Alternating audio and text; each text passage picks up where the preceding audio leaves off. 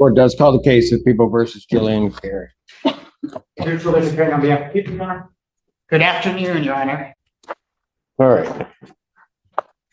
We're here on the motion, your motion for discovery, to compel discovery. Yes, Your Honor. Should I begin? Go ahead. Yes, Your Honor. I moved for discovery of potentially exculpatory material under MCR 6.201. I made that request in July. The prosecution had 21 days to comply and did not provide anything or any response until very recently. Last night I received his response to my motion. I filed a reply today, Your Honor. I'm not sure if you had a chance to. I read everything, counsel. So I know I could. So if you read everything, then you know what I'm asking for. And I'm asking for discovery. The court opens a hearing in the case of People versus Jillian Carey, focusing on a defense motion to compel discovery. The defense attorney argues that the prosecution failed to provide potentially exculpatory material within the required time frame under MCR 6.201, despite a request made months earlier. The attorney claims no proper response was received until just before the hearing. Of communications between the alleged victim, who's a fellow by the name of Will Hathaway, outgoing Scioto Township supervisor, and communications between police and members of the prosecution team, which include officer. how do I know these exist? Sorry, how do you know? Well, I believe they exist. I know for a fact that there are emails after the discovery was produced to me between the key detective in this case. His name is Detective Harvis. He's the quote unquote computer expert in the case. And Well, he's not quote unquote a computer expert. He's extremely skilled in what he does. I'm sorry, I didn't So mean go to ahead. confuse him, but I don't know what his title is. I was just saying computer expert. But he has been having communications with Will Hathaway, who's the complaining victim, and also with members of the IT department of Scioto Township. There have been emails, there's written communications between witnesses. And How do you know that? because I learned that from my client because Mr. Hathaway was talking about emailing with this gentleman. I believe they exist, and Detective Parvis also came to the township and met with Mr. Hathaway, trying to follow up on the information that we provided to the prosecutor, showing why this case is completely a non-case, that there was no crime that occurred in this case, not even a crime, let alone my client committing a crime. There wasn't a crime. An old email and an old meeting request were sent when my client clicked. I've read that, counsel. I'm just trying to figure out how I know these things exist. You don't, Your Honor. You don't know until you look. And when I asked the prosecutor for this information, he said, on information and belief, I don't think they exist. That is not the proper response from the prosecutor, Your Honor, and you know that. The prosecutor's response should be, I checked with the sheriff's department, or I looked at these materials, or they don't exist. All I got was, Well, what information and belief? Why you may not like the response, but the response is his information would have had to come from somewhere. So you're talking what words he was using as opposed to anything else. no, I don't think so. Respectfully. Well, I do. Okay, well, do you understand what I'm asking for? Not really, because I don't know what documents you're saying exist that the prosecutor hasn't turned over. Okay, I'm saying that there are emails for sure between Detective Parvis and Will Hathaway. He's a complaining victim, and I would ask for those emails to start. But I would ask for any written communications between any witnesses and the sheriff's department and the prosecutor's office. Okay, so the only way you know that there are emails between Mr. Hathaway and Detective Parvis are because Mr. Hathaway said If I have a so? moment, I can tell you exactly. Can you give me 1 second? Sure. So, Your Honor, the way we know that they exist is because Will Hathaway forwarded those emails that he was having with the detective to another member of Scioto Township, Wait, another employee. That's how I know. So where's that employee? You asked me for testimony from a witness? I asked you a question. Where is, Where is the employee that says they got the emails? well, they're not at work now. It's past 4 o'clock and we need to have them here. So this employee received, I'm presuming, on their personal email or on the Scioto Township email? Scioto Township, Your Honor. So my question becomes, why would your client, if they exist, not have access to those through their IT department? Anything to me. She's not, my client has not been able to get access to that. And I don't think she's requested Well, access. counsel, do you have have you tried to get them? Have I tried to get them?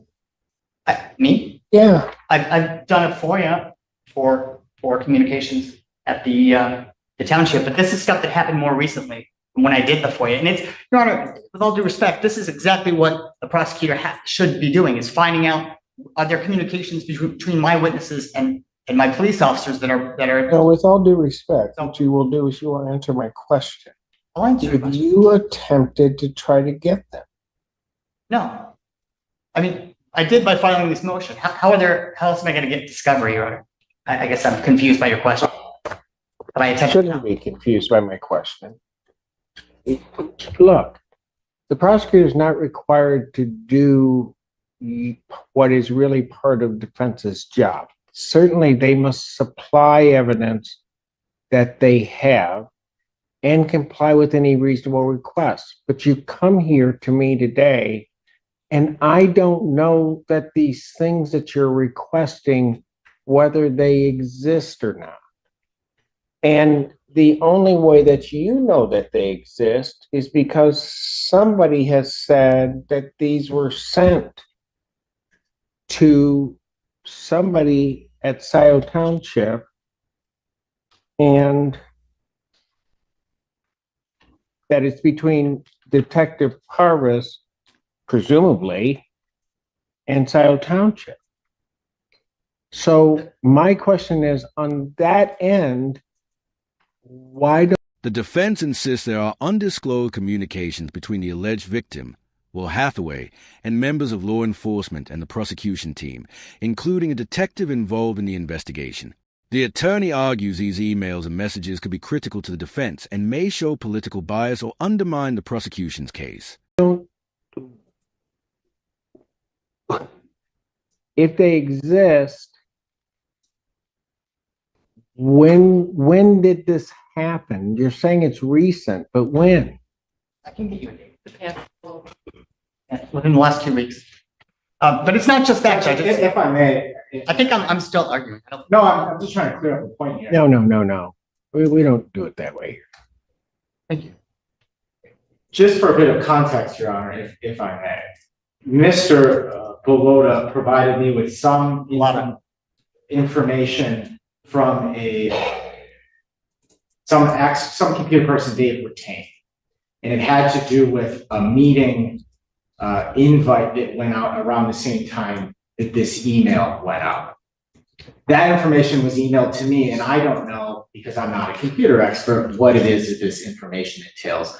I forwarded that information to Detective Parvez, and I've spoken with Detective Parvez. He's attempting to, I believe the term is the header information that is retained on the servers at Scioto Township. He's basically trying to vet that information, Your Honor. And so that has happened in the last few weeks, and perhaps in attempting to vet that information, Detective Parvez has been communicating with Scioto Township. I have no specific knowledge of that. I haven't been provided anything, but it wouldn't shock me that Detective Parvez is following up because I asked him to follow up. He told me that at some point he's going to provide a report to me. I don't have any sort of report, and I don't have any update for the court. I'm only saying that in as much as I am aware that Detective Parvez has been communicating with the IT department at Scioto Township over the last couple of weeks in response to information provided to me. Okay, well, that's a big piece that's left out. So you provided something to the prosecutor's office Yes, that your expert provided to you. yes, And then from that, the prosecutor's office then sends that information to try to figure it out. So how do I get to there? And so that hasn't been completed yet. I've not had an update or any reports. My understanding is the IT individual from Scioto Township, the primary person is out on some sort of leave. And the other information was that obviously with an election forthcoming, the current IT person has a lot going on. So there was a delay, I think, in getting that raw data to Detective Parvez so that he can, validate whether this is or is not true based on the defense side.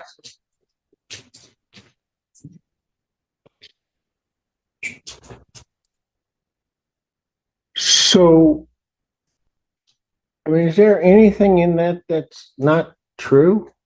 no, no, no. And So why am I here? If you gave them information and they're trying to unlock that information that you've given them, why am I here on a motion to compel that information where it's not been done yet? because that's not what I'm not asking for a follow-up report. I'm asking for communications, Your Honor, and not just with Detective Parvez and the IT person, but most importantly between Will Hathaway and members of Yeah, but doesn't that come from isn't that the subject matter of the meeting invite, or am I reading that wrong? what is the subject? The meeting invite was for a meeting that happened 11 months or longer before. So it was an old meeting. That's why I say that this case was just essentially an IT issue. It had nothing to do with any individual action, anything. And that's why this case is served in this courtroom before you on this matter, because there is no evidence. And that's why I wanted to spend some time talking about the case to show you that the principal witness is Will Hathaway. He is a political rival of my client. My client was running for the position that he now holds for the time being, supervisor of Scioto Township. And he is a long time political rival. So he's the one pushing this prosecution, Your Honor. He's the victim. He went to the sheriff and he's pushing this. So all of his communications with the prosecutor's office and with the sheriff, I believe I'm entitled to. And at the very least, I'm entitled to the court to make an in-camera determination as to whether there's anything exculpatory if they exist. If they exist. I know. This whole thing could be solved if the prosecutor had said in his response, I asked, and there aren't any. I asked the sheriff, and there aren't any emails. There aren't any texts. That's all he has to do, but he didn't say that. He said, on information and belief, I don't know about any. And that's just not enough. That's not enough. So you wanting to use specific words? Well, I mean, the Supreme Court said that he has a duty to investigate material within the possession of the police. And he's telling me that he doesn't think there is any, but he doesn't say that he even checked. Okay, so let's presume this, counsel. You make the request. Mr. Childers goes to the police department. Police department says we don't have any. He then has to respond to you. He doesn't know that because he can't say they absolutely don't. He can only tell you what he's been told. So if that's all that he can say, he would have to say on information and belief based upon, which is really going to be based upon conversations he's having, I don't have anything. Understood. And I've been on that side, and all I would say is, look, I asked, and they don't have it. Okay? And maybe he did ask. I'd love to hear him say that he asked. But what I've heard from him, and I met with the prosecutor, Your Honor, is I heard from him that Will Hathaway made a contradictory statement to him, telling the prosecutor that he himself did not write the email that was sent, the untimely email. He has said Counsel, other I people that he did can't, write. I want can't this get into evidence on the case. You're asking me, I mean, you keep throwing this stuff out there. I don't know if that's the evidence or it's not the evidence. I'm here on your motion, which is quite frankly improper in the way that you drafted this motion, How so? but because you lay out all of these things that, and quite frankly, counsel, made certain accusations against people in some conspiratorial sense that turned out not to be true. For example, you specifically stated that Patricia Reiser authorized the complaint. I went to the complaint, I looked at the complaint, she did not. And then that was before I got the response from the people, because I didn't know for sure. I didn't say that. I said that she worked there and that was her job, and that's factually accurate. And No, then you misled the court, because you made it seem, as the one's reading it, as though she's the one that's authorizing it. Don't tell me, counsel, what my impression of it was. And I think you intentionally tried to mislead me. I'm going to let you know that. I did not. Because that didn't happen. That's good. I'm glad it didn't. It shouldn't happen. It shouldn't happen, but it also shouldn't happen. You know what? You better sit down, Because because you're going to learn real quick how to address this court. I don't play that way. I'm going to take a recess. You check yourself, and then I'll come back. Court's in recess. The judge presses the defense on how they actually know these communications exist. The attorney admits the claim is based on secondhand information, including statements from the client and a township employee who allegedly saw forwarded emails. The judge challenges his reasoning, asking why no direct legal steps, such as subpoenas or formal records requests, were used to obtain the material. Counsel, you've indicated emails between Hathaway and Parvis. What else are you looking for? Thank you, Your Honor. And let me just apologize to the court. I know you took a recess, and I want to say I'm sorry. I did not mean to disrespect the court in any way. I apologize if my arguments came across that way. I would say that it's probably due to my extreme belief that my client is absolutely innocent. I apologize for my zealousness, making me feel that I was being disrespectful. I very much apologize. Other things besides that, Your Honor, the communications between Will Hathaway himself and members of the prosecution team, including Parvis and Deputy Phillips, who's the officer in charge of the case. So that's what I'm asking for, communications. And I don't need to say anything more. I'll rely on my brief. Well, no, I do have a question. How do I know these exist? You don't. You don't. I only know what I've heard and what I've reported to the court. And what I was asking is for the prosecutor just to check. And maybe I misread his response. Maybe he was saying information belief means he checked. I just want to know if he looked and if there's nothing, then I'll. Did you ask? I asked for him and he said he wouldn't provide them. So they weren't discoverable during Mr. Childers? Yeah, and the problem, this is now like the third time in this hearing, as well as multiple instances in the pleadings. The defense is misrepresenting statements that I've made to the point where I don't feel comfortable speaking with the attorney absent being on the record or in writing. We've had phone conversations and somehow the subject of those phone conversations shows up in the pleadings, inconsistent with what was actually said. There was a statement in the pleadings that the fact that the defendant passes private polygraph, I should act upon it, even though I specifically told the defense attorney that the only way we would do anything on the case is if she passed the police polygraph, because as this court well knows, that's standard procedure. That offer still stands, and Ms. Carey wants to avail herself to a police polygraph. Not only would I welcome that, I think that a result on that could be highly dispositive in a case like this. It's my understanding that she's not willing to do that. That's her right. That's fine. As far as my communication with respect to emails, the statement that I was responding to that I would not turn over would be internal emails in our office among the attorneys, because clearly that's work product and that would not be turned over. But in fact, in that conversation, what I told defense counsel was, candidly, there are no emails. I've never emailed with Mr. Hathaway. If I had, it wouldn't necessarily be discoverable. It could easily be work product, but those emails don't exist. I've never emailed with him. I did communicate with Chris Reiser in our office. Obviously, I wouldn't communicate with John Reiser, and to insinuate others is frankly, when I read the pleading, I had a thought to communicate with the bar regarding the ethics of the pleadings and the communications in this case. I am not aware of any email correspondence between Detective Parvez and Will Hathaway, and I'm not in possession of. Obviously, if there's a report that Detective Parvez produces, and that report insinuates or includes those emails, those will be turned over. If the report reads as if there was email correspondence between Detective Parvez and Mr. Hathaway, I will ask Detective Parvez, please attach those emails in your report, and I will tender them. The court is well aware of the work product that I do and the ethics that I hold and how the fact that in this case, the allegations that The prosecutor responds that the defense recently submitted technical data from a computer expert, which triggered an ongoing investigation into potential digital records and metadata.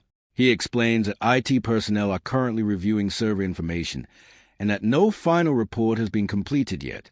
The prosecution maintains that any relevant material discovered will be turned over when available. this is some grand conspiracy is.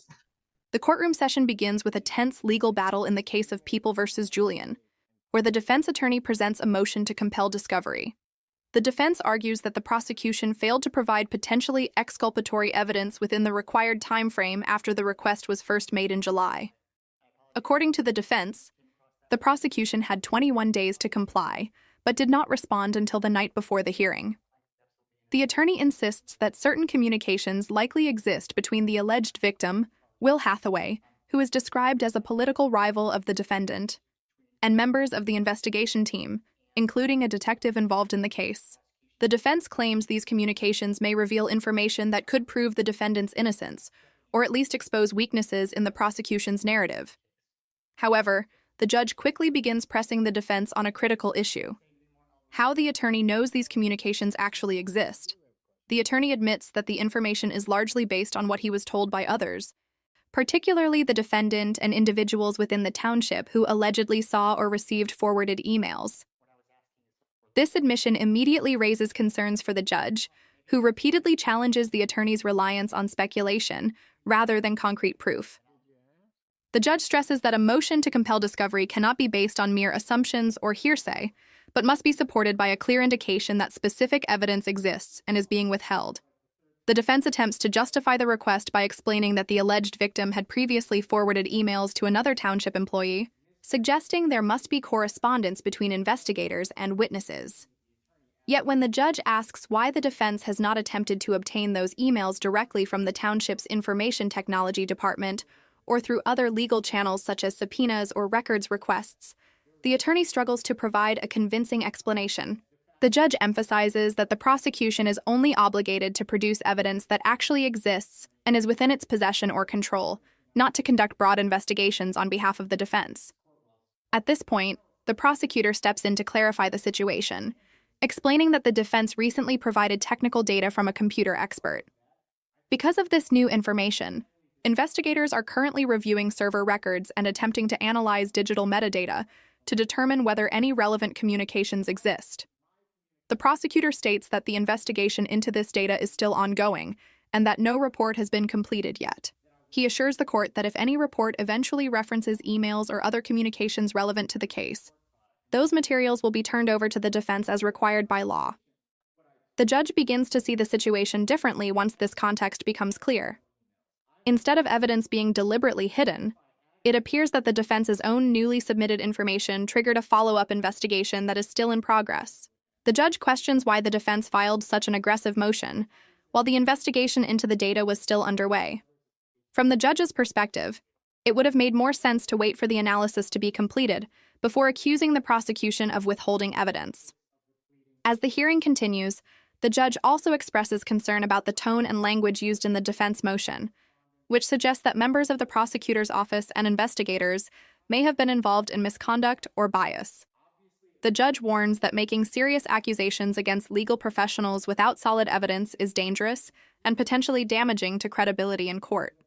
While acknowledging that attorneys must vigorously defend their clients, the judge stresses that speculation about conspiracies or misconduct cannot replace factual proof. The first half of the hearing therefore becomes less about the alleged crime itself and more about the legal standards governing discovery, professional conduct, and the responsibility attorneys have when presenting accusations in court. By the end of this portion of the hearing, tension in the courtroom has clearly risen, with the judge signaling that the defense's argument may be built on assumptions rather than verifiable facts. The judge emphasizes that discovery motions must be based on actual, verifiable evidence, not assumptions or speculation. While acknowledging the defense's duty to advocate for their client, the court warns against making serious accusations without proof. The judge notes that the case at this stage is more about proper legal procedure and discovery rules than any confirmed misconduct, and stresses that the ongoing investigation must be allowed to finish before conclusions are drawn.